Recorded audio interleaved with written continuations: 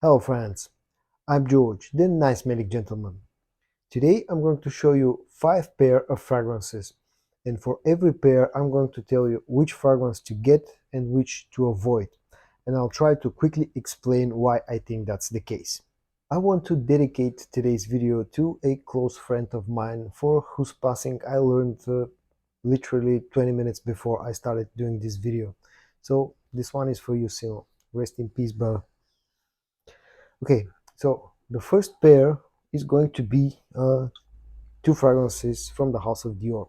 On one hand, I have the Dior Homme, or which also known as Dior Homme 2020, and on the other hand, I have the Dior Homme Sport. Now, these two fragrances, scent-wise, they're very close.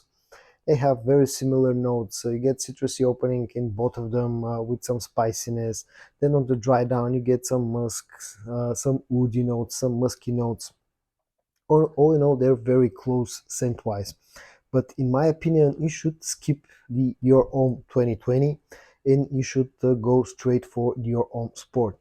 And I have a few reasons why I think that's the case. First of all, I think the performance of Your Own Sport is slightly better, or not slightly, but better compared to Your Own 2020. Your Own 2020 usually gives me somewhere between 7 up to a maximum of 8 hours of performance with sort of a soft projection in the first about hour and a half.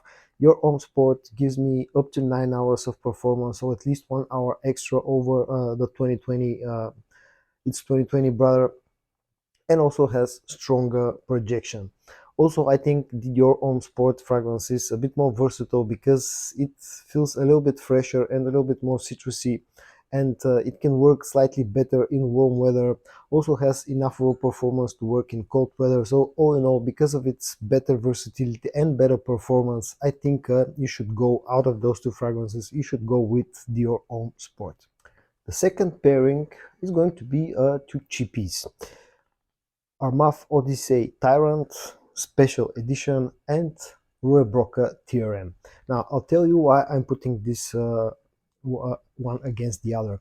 Now, Odyssey Tyrant is one of the newer releases from the House of Armaf, and I just recently did a review of this fragrance as well.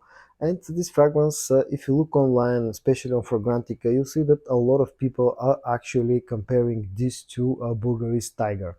Now, in my opinion, this is not a very close scent to Bulgari's Tiger, and all in all, actually, it's quite a mess kind of scent because, you know, Armaf tried to do their usual thing, putting up together a few different scent DNAs, and sometimes that brings good results, but other times, like with Odyssey Tyrant, the end result is not good, at least in my opinion. This is overly sweet. Feels kind of synthetic. The sweetness in here, the grapefruit note in here, which is supposed to be close to Tiger, is not very good. All in all, I wasn't impressed by Tyrant, and also this thing is not a great performer. It's above average, slightly above average, so it's not that bad, but still not as good as the other fragrance. Now, Rurbroca TRM, this is a sub-brand of Afnan. This fragrance is a lot closer to Tiger, but it's not only about the closeness to the original scent. The grapefruit note in here feels a lot fresher, a lot juicier, a lot more realistic, and also this thing has great performance and a very high compliment factor. Also, this is cheaper compared to Odyssey Tyrant from Armaf. So out of the two fragrances, I think you definitely should go with the Rue Broca TRM. The next pairing is again going to be a designer one, and again from the same house. On one hand, Givenchy Gentleman EDP, on the other hand, Givenchy Gentleman Reserve Privé. Now, these two fragrances, again, like with the Dior ones that I showed you earlier, they're very close scent-wise, although these two feel a little bit more different compared to each other. Givenchy Gentleman EDP is all about the mix of some spices, some leather, vanilla, and of course iris. It's not a as lipsticky iris as you get with something like your Homme Intense, but the iris in here is still on the sweeter side. On the other hand, you get similar DNA, but with a few added notes. There's a bit of a boozy note in here, also a chestnut note in here. The Givenchy Gentleman Reserve Privé is slightly more sweet, is a little bit warmer, and a little bit more orientated towards cold weather usage. Now, out of those two fragrances, I think that Givenchy Gentleman EDP is the one that you should go for. And I'll give you a few reasons why. First of all, performance. This thing for me has always been a great performer. I easily get 10 hours of performance, over 10 hours, so it's a great performing fragrance, whereas the Reserve Privé Flanker is not a bad performing fragrance, but I get around about 8 hours out of it. So I get at least 2 extra hours of performance with the EDP Flanker. Also, I think the EDP Flanker is a little bit more versatile because Reserve Privé, as I said, is a slightly warmer scent, so it's more orientated towards cold weather usage, and this definitely is not a fragrance that you should wear in warm weather. Whereas the EDP Flanker can work in late spring and early fall as well, as long as you don't overspray. So out of the two fragrances, you should go with the Givenchy Gentleman EDP in my opinion. The next pairing is going to be a Middle Eastern one. On one hand, the Lattafa Najdia, on the other hand, Rosassi Hawas. Now, of course, Rosassi Hawas is a fragrance that's very hyped up in the community, and in my opinion, for a good reason.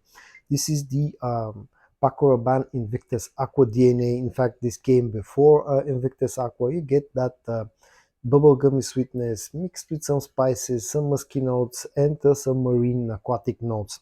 The Lattafa Najda carries pretty much a similar DNA, but it doesn't feel as sweet as the Rosassi Hawas. And I'll give you, for me, the main reason why you should go with Hawas in this pairing is the fact that Hawas has great performance. Now, it's not as beastly as some people claim. Maybe, current formulations are not as beastly as they used to be, but still Hawas easily gives me 8, sometimes even up to 9 hours of performance. Whereas unfortunately with Najdia, although I enjoy the scent profile of Najdia, in fact I wore this today, this thing just does not perform. In fact, it's not even, I cannot even call this fragrance an average performer. This is sub-average in my opinion. This thing lasts around about 5 hours on my skin. Now, I've had this fragrance for about 2 months now, so I've given it enough time to macerate and maybe improve the performance, but unfortunately this has not been the case yet. So out of the two fragrances, if you're looking for a sweet bubblegummy warm weather fragrance that will get you compliments and that will last for a long time, definitely go with Rosassi Hawas. And the last pair in today's video is going to be again from the same house, and in this case the house of Mancera. On one hand we have the original Mancera Cedrat Boisé, and then on the other hand we have the Intense Cedrat Boisé. Now again, those two fragrances, when you look at the names, even if you don't know the fragrances themselves, you probably end up thinking that scent-wise they're close, and yes, that's the case. The original is feels fresher, it's slightly sweeter, maybe a little bit more youthful, whereas the Intense Flanker, which came after the original, is darker, it's a bit more spicy, a bit more woody. All in all, it's a slightly more mature and more serious type of scent. And out of the two fragrances, I think you should go with the Intense Flanker. And I'll give you a few reasons.